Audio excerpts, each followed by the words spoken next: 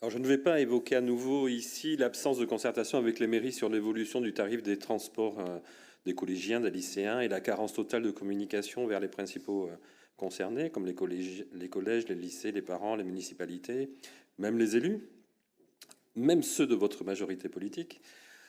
Mais au mois de septembre dernier, vous disiez encore, Madame la vice-présidente, que l'augmentation des tarifs n'excéderait pas 2%, s'il devait y avoir une augmentation. Aujourd'hui, elle est de 3%.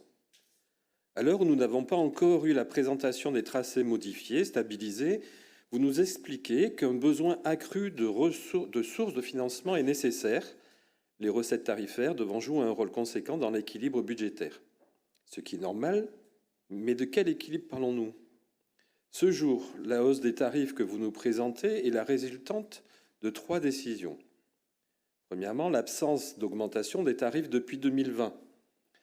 Ensuite, mise en place de la tarification solidaire, avec un copil le 5 avril pour présentation des effets et ayant un coût de 3 millions d'euros pour la métropole. Le troisième point, augmentation de l'offre en 2023. Tramway à l'aéroport, renforcement de l'offre avec le nouveau réseau dont les dates de mise en service ne sont pas spécifiées et donc pas comptées en année pleine, hausse estimée de 30 millions d'euros du forfait de charge. Cependant, à l'occasion de la délibération concernant la nouvelle DSP en juillet dernier, je terminais mon intervention orale en vous posant la question de sa soutenabilité financière. Nous constations, avec les éléments que nous avions à disposition, un manque d'ambition sur le taux de couverture des charges par les recettes. 834 millions d'euros, soit 36,9% de couverture seulement, et 36,1% en valeur nette comptable, amortissement non réalisé sur la durée de la concession, donc remboursement de la métropole in fine. Nous vous alertions alors, car nous semblions loin des 45 à 50% des autres grandes métropoles telles que Strasbourg, par exemple, qui elles aussi pratiquent la tarification solidaire, contrairement à ce que vous m'avez mis en avant dans votre réponse pour la justifier.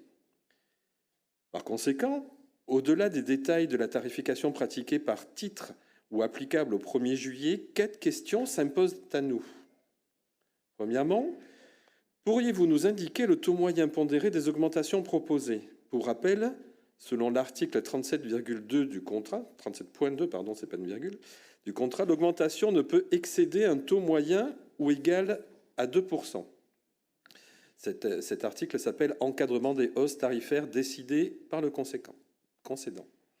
Deuxième question. Quelles sont les recettes supplémentaires susceptibles d'être encaissées liées à ces augmentations tarifaires? Quel est le montant théorique? Troisième question. Par rapport aux objectifs contractuels de recettes s'élevant au total à 81 37 492 euros, pouvez-vous nous indiquer dans quelle trajectoire s'inscrit actuellement le concessionnaire depuis le début de l'année? En somme, est-ce atteignable avec ou sans cette augmentation? Enfin, dernière question, quelle est l'incidence de cette augmentation sur le ratio recettes-dépenses? Merci pour vos éclaircissements, sûrement à venir, dont nous n'avons pas trouvé trace dans la commission.